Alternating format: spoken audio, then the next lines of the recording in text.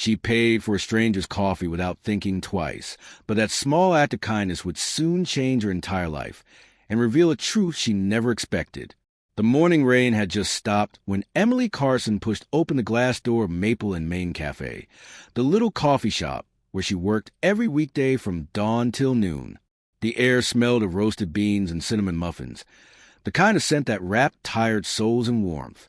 She took a deep breath, tied her faded apron tighter around her waist, and greeted her co-worker with a weary smile. "Morning, Hannah." "Morning, Em. You okay?" Hannah asked, brushing a strand of red hair from her face. "Yeah," Emily lied. "Just tired." Truth was, she hadn't slept much. The rent notice had been stuck to her apartment door again, this time stamped in red.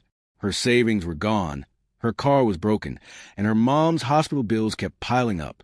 But even with her world quietly falling apart, Emily refused to lose her softness.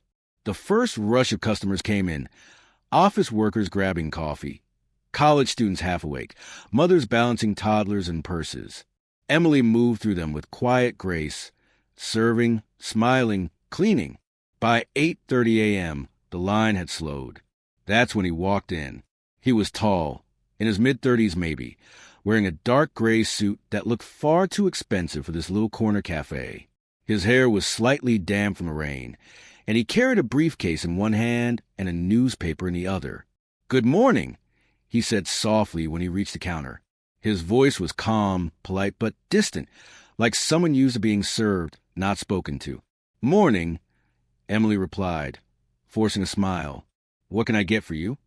"Just a black coffee. Medium." As she rang up his order, the card reader blinked red. He frowned slightly and tried again. Then again. "I'm sorry," Emily said gently. "Looks like the system's declining it." He looked embarrassed. "That's strange. I must have left my other card in the car." Behind him, a few impatient customers shuffled their feet. Emily could sense his discomfort, the kind that money people aren't used to.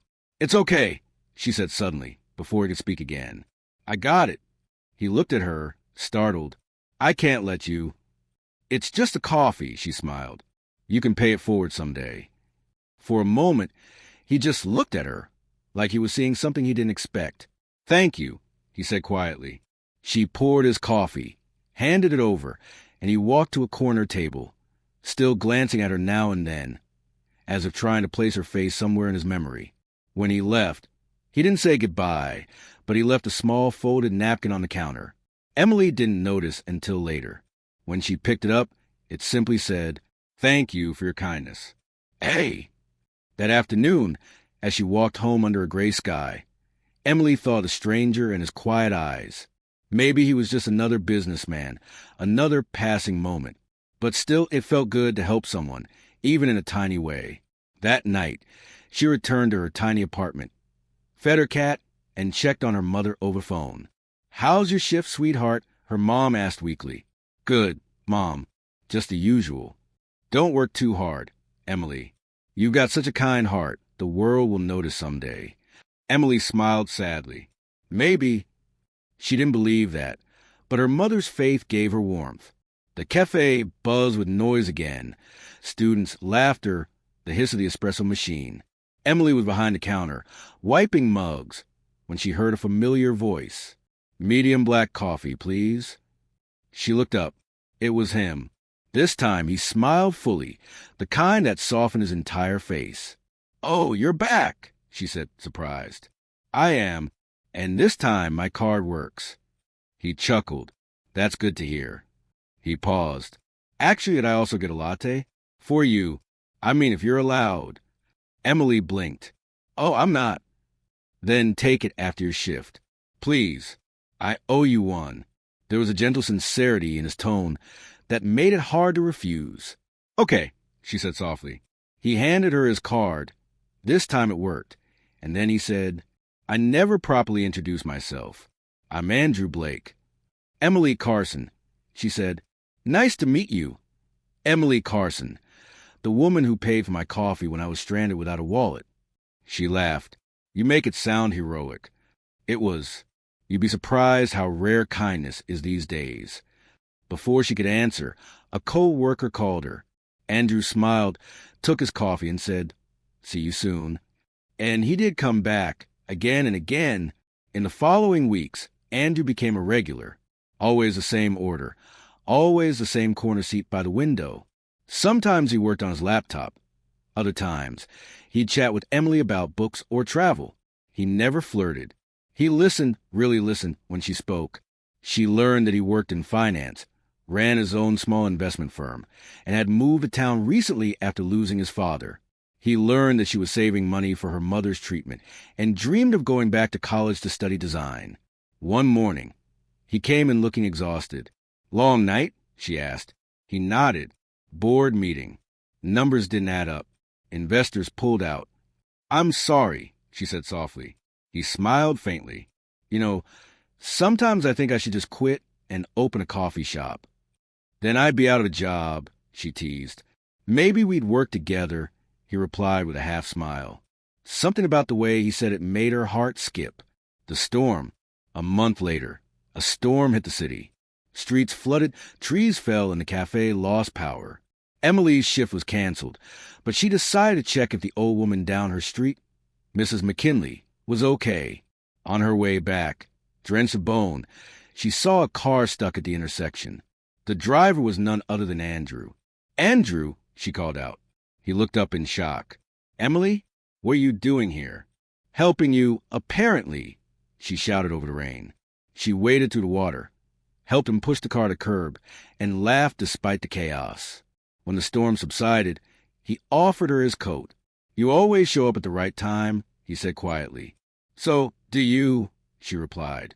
They sat in the car for a while, listening to the rain. Then he turned to her. "Emily, can I ask you something?" "Sure." "Why do you do it? Help people. Even when you're the one who needs help." She thought for a moment. "Because someday someone helped my mom and we had nothing. I was 10. A stranger paid her hospital bill and left. We never knew who. I guess I'm just trying to keep the circle going." Andrew looked at her for a long time, eyes full of something deeper than admiration. The next morning, the cafe was unusually quiet.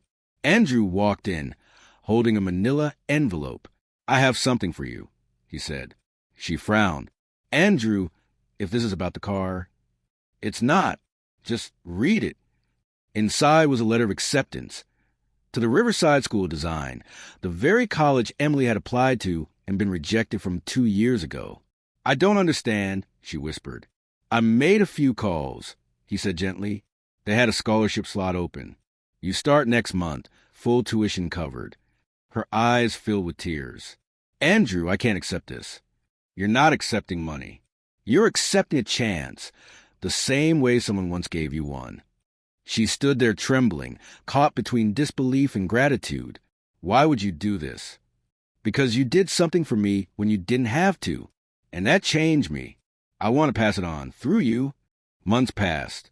Emily began her classes. She poured her heart into her art, designing coffee shop interiors and sketches inspired by people she met. Andrew visited sometimes, but mostly he let her grow. Then one evening, during a charity gala at the city hall, Emily was invited as a young artist whose designs were being showcased. Nervous but excited, she arrived in a borrowed dress and looked around at the glittering crowd.